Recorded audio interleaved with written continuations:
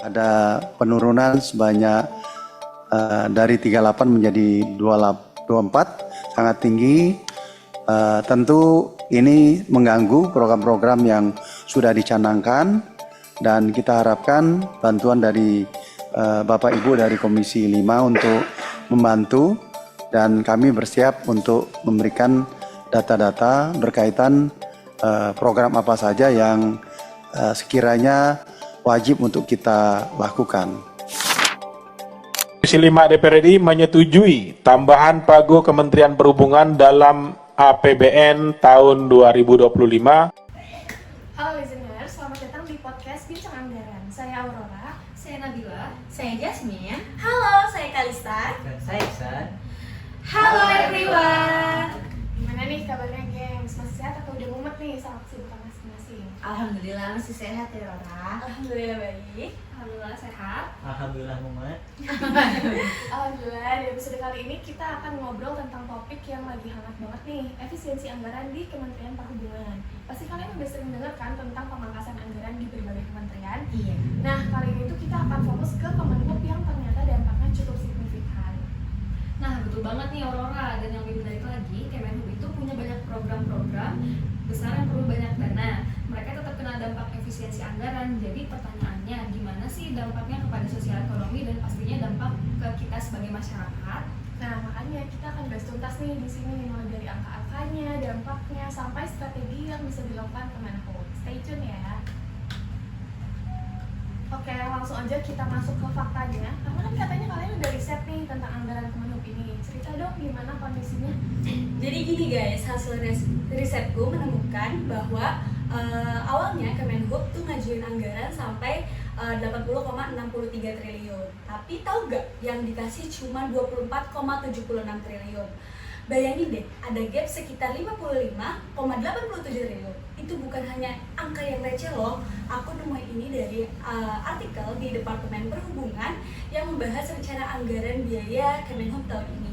Jadi ceritanya, lewat surat bersama dari Kementerian Keuangan dan Menteri PPN ditetapinlah pagu anggaran Kemenhub tahun 2025 itu ya sebesar 24,76 triliun aja. Gede sih, tapi tapi kalau dibandingkan dengan sama usulannya itu jauh banget. Oh my god, itu salesnya gede banget loh. Benar, aku juga nemu tahu artikel yang sama. Jadi di artikel itu dijelaskan kalau Kemenhub ini mendistribusikan dana tersebut kepada unit kerja eselon 1 di Kemenhub, yakni yang pertama dikasih ke Inspektorat Jenderal sebesar 116,18 miliar, lalu ada Ditjen Perhubungan Darat sebesar 4,25 triliun, Ditjen Perhubungan Laut sebesar 10,37 triliun, Ditjen Perhubungan Udara sebesar 4,57 triliun, Ditjen Perkeretaapian sebesar 1,79 triliun, lalu ada Badan Kebijakan Transportasi sebesar 108,57 miliar, lalu ada Badan Pengembangan Sumber Daya Manusia Perhubungan sebesar 2,72 triliun, dan yang terakhir kepada Badan Pengelola Transportasi Jabodetabek sebesar 132,10 miliar. Nah, tapi teman-teman, dengan anggaran yang udah disetujui tadi, ternyata tuh dari Kemenhub itu masih ada selisih nih antara kebutuhannya sama pagu anggarannya. Nah, makanya Kemenhub ini ngajuin lagi nih dana tambahan sebesar 7,68 triliun. Tapi ternyata yang dikasih cuma 6,69 triliun. Jadi total awalnya itu sekitar 31,4 triliun nih pagu untuk anggaran di Kemenhub. Nah, dijelaskan juga dalam artikel Kemenhub bahwa Kemenhub mendapatkan tambahan anggaran sebesar 6,69 triliun untuk tahun 2025. Terus dari 7,68 triliun yang diajukan sebelumnya.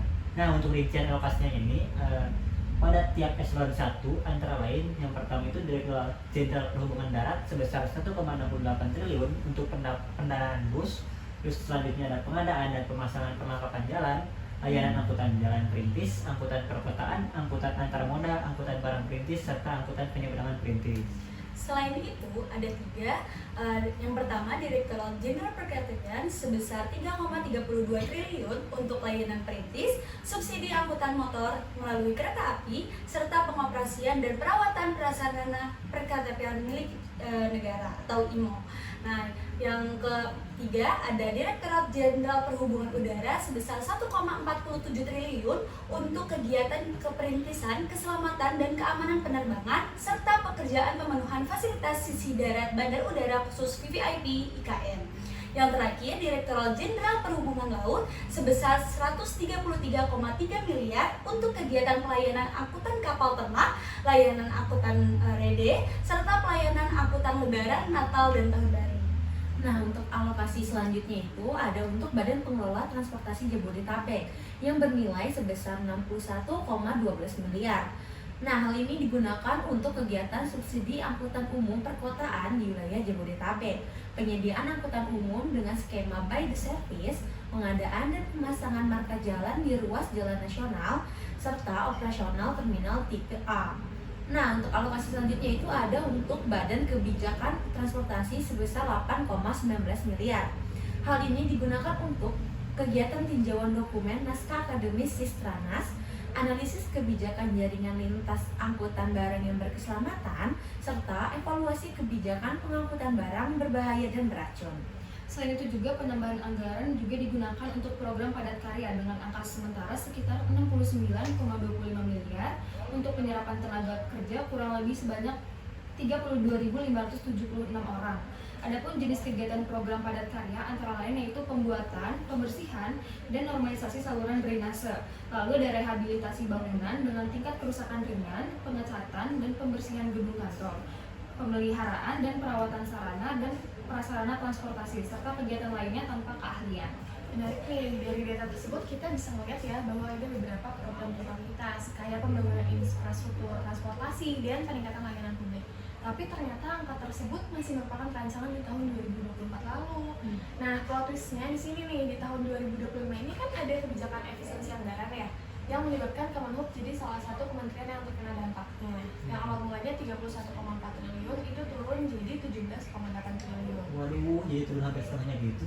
Iya, bahkan sempat jadi 13,5 triliun karena efisiensi. Tapi untungnya ada relaksasi, jadi naik yang dimana menjadi 17,8 triliun berdasarkan surat Kemenke pada bulan Februari.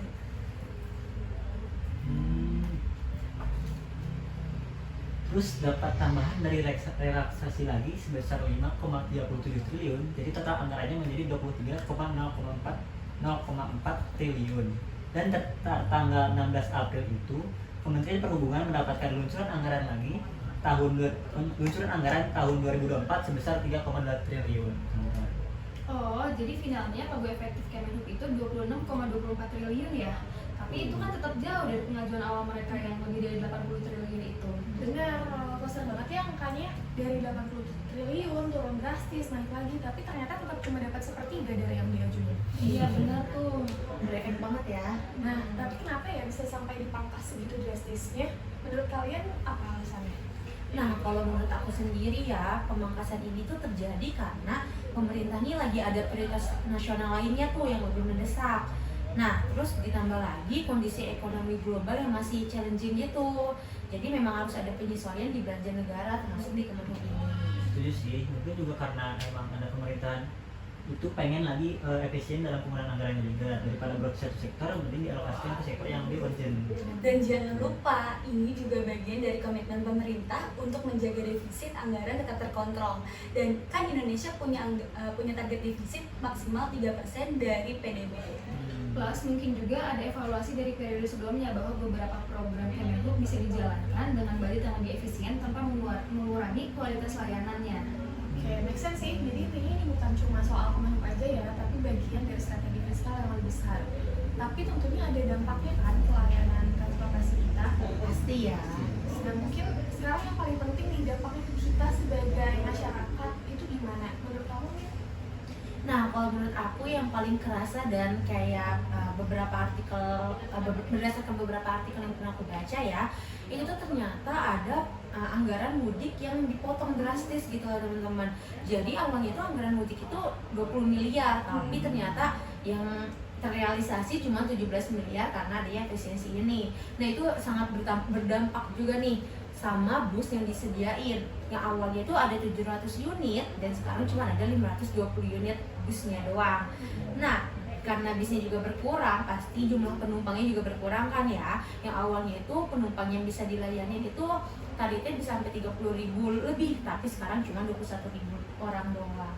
Wah, berarti berdampak banget ya ke masyarakat menengah ke bawah yang biasanya mereka mengandalkan mudik gratis. Sekarang jadi mereka harus nyari alternatif lain atau malah nggak bisa mudik. Kasian banget. Betul nih, dan nggak cuma soal mudik saja loh. Banyak program pengembangan layanan transportasi yang jadi tertunda. Kemenhub sekarang lebih fokus maintain yang sudah ada saja daripada bikin yang baru, teman-teman. Setuju, dari sisi infrastruktur juga kena dampaknya. Proyek-proyek strategis jadi tertunda karena fokusnya beralih ke pemeliharaan fasilitas yang udah ada.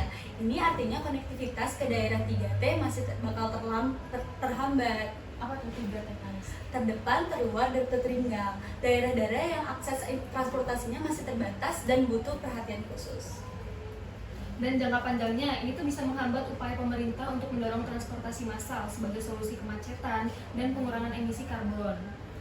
Plus dampak ekonominya juga ada. Daerah yang bergantung pada transportasi publik bakal mengalami dampak yang lebih besar, bisa menghambat pertumbuhan ekonomi lokal mereka.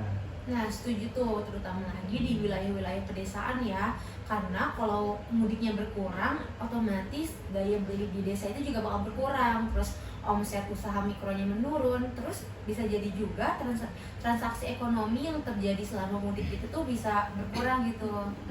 Jadi efeknya domino ya, dan pemangkasan anggaran, dampaknya bisa ke ekonomi rakyat kecil juga. Terus pasti kan Kemenhub nggak tinggal diem dong atas situasi yang terjadi. Pastinya ada strategi khusus nggak sih mereka?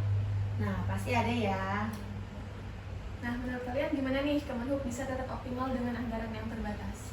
Kalau menurut aku sih yang pertama, Kemenhub ini harus memprioritaskan program esensial seperti fokus ke layanan dasar dulu dari yang paling dibutuhin masyarakat. Sisanya bisa ditunda atau dicari alternatif pendanaannya. Setuju.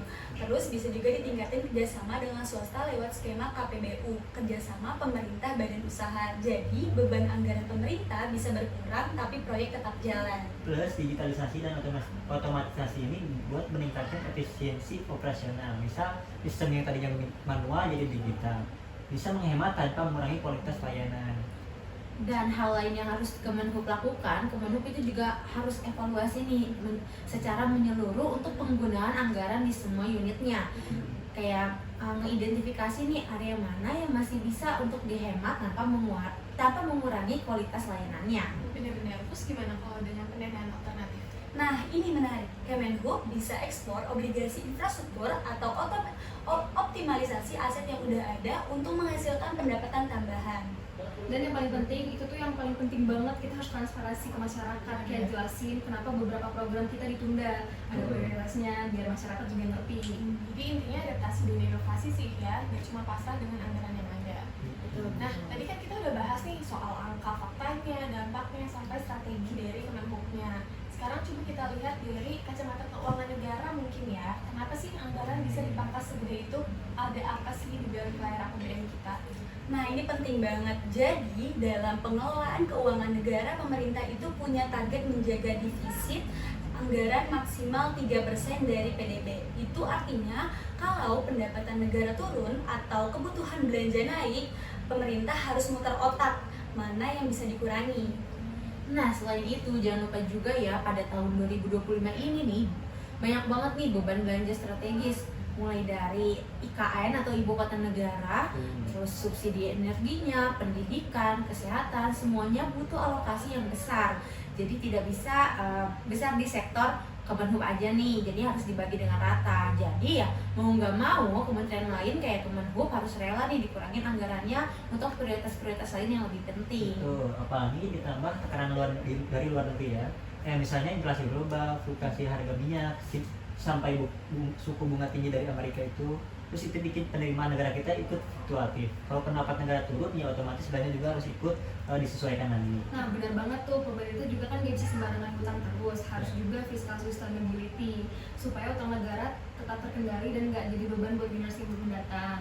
Jadi meskipun Kemenhub punya program bagus dan penting, secara fiskal belum tentu bisa dikasih anggarannya sesuai yang diminta. Makanya sering ada istilah anggaran ideal versus anggaran realistis. siapa nih yang paling strategis dan prioritas, dia yang dikasih duluan. Nah, tepat itu Aurora. Tapi dari sisi lain ya, ini juga jadi peluang nih untuk semua kementerian ya, termasuk juga nih dari Kementerian Perhubungan buat lebih kreatif nih. Jadi lebih buat muter otaknya ya untuk menganggarkan lagi anggaran yang didapatkannya. Dan selain itu juga bisa nih cari skema pendanaan lainnya kayak lewat KPBU, obligasi infrastruktur, dan optimalisasi aset.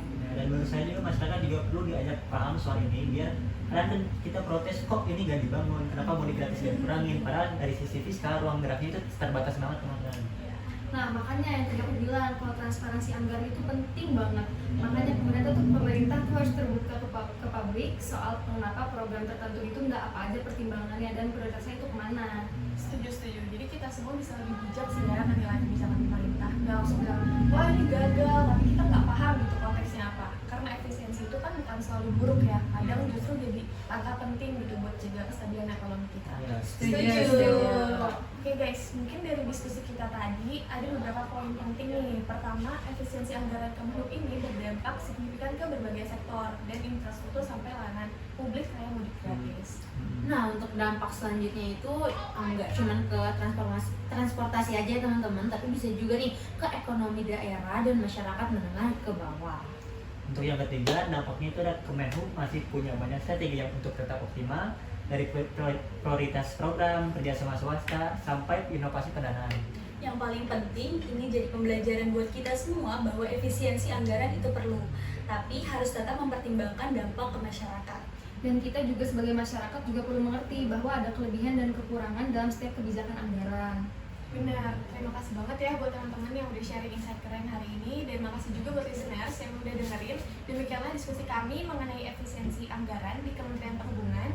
Semoga apa yang kami sampaikan dapat memberikan insight baru dan menjadi bahan refleksi bersama. Terima kasih atas perhatian dan waktunya. Sampai jumpa. Terima kasih.